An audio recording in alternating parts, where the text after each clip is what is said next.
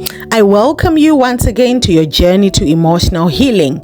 It's so exciting that we are already on episode 5. If you're just joining us today, I welcome you. My name is Lisa Mako, and I'm a Christian counselor who is deeply concerned about your emotional well-being.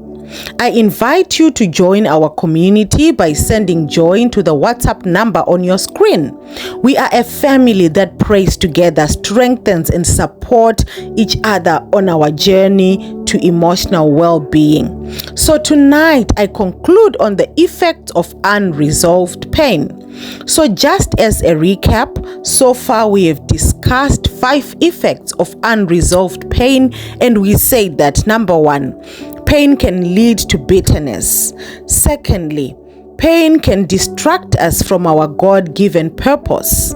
Number 3, pain can cause discontentment and comparison. Number 4, pain can lead to self-reliance. Number 5, pain can cause you to question your identity in Christ.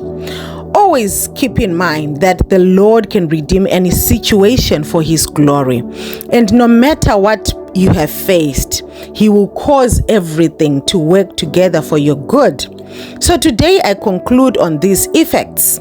Number 6, when a person harbors so much pain in their hearts, their focus may become shifted from eternal truths to temporal fleeting things. The enemy's goal is for us to be consumed with our present suffering, making us forget that our pain is temporary and that God has an eternal plan for us.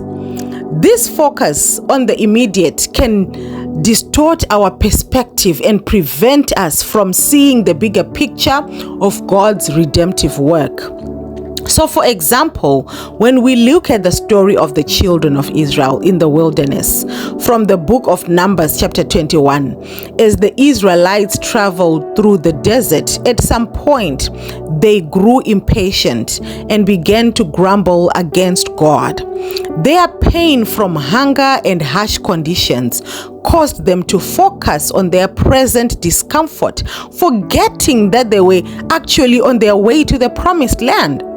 They even longed to return to Egypt where they were slaves because they focused on the present discomfort. But listen to what 2 Corinthians chapter 4 verse 17 to 18 says. For our light affliction, which is but for a moment, is working for us a far more exceeding and eternal weight of glory.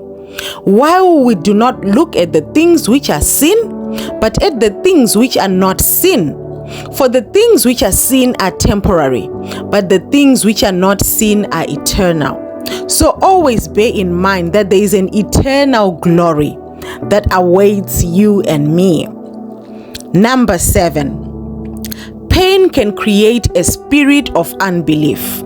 The enemy uses pain to attack our faith and plant seeds of doubt, making us question God's ability or willingness to work in our lives. He tries to make us feel like the promises of God do not apply to us, leading us to a spirit of unbelief that prevents us from trusting in His power and provision.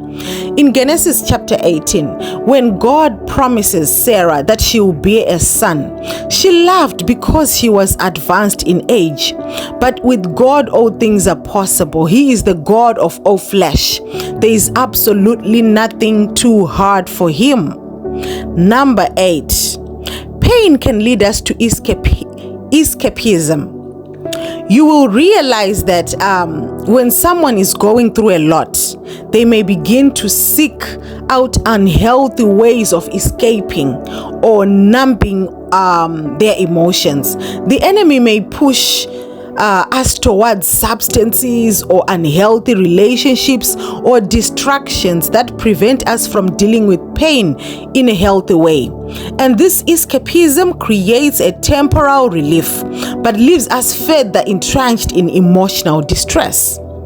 So it's important that we face our pain with God, trusting in His healing process. Psalms 34 verse 18 tells us that the Lord is near to the brokenhearted and saves those who are crushed in spirit. So let's move on to the last point, which is point number 9. Pain can cause us to build walls of protection. A person might have emotional wounds that hurt them so much, such that they begin to build a wall of protection around their hearts to prevent further hurt. At times, these walls can cause a person to isolate themselves, thereby preventing them from getting the help and the healing that they need. It can also hinder their ability to love others or experience the full comfort from God. So rather than building walls, it's important that we all bring our brokenness before God, where we can find healing and restoration. He cares for us so deeply, so let's cast all anxieties on Him. The grace of the Lord is sufficient for us. In times of pain, let's be intentional about responding to pain with faith, forgiveness, and a focus on His eternal promises. We are more than conquerors through Him who loved us. So until next week, remember that pain might have been caused by someone else, but the healing process is your responsibility. If you need prayers and counseling, you are welcome to contact us. Our arms are wide open to assist you so that you too can heal, thrive, and evolve into the best version of you. It was a pleasure spending these few minutes with you. Look out for another episode next week. And until then, may the peace of God fill you up to overflowing. God bless you.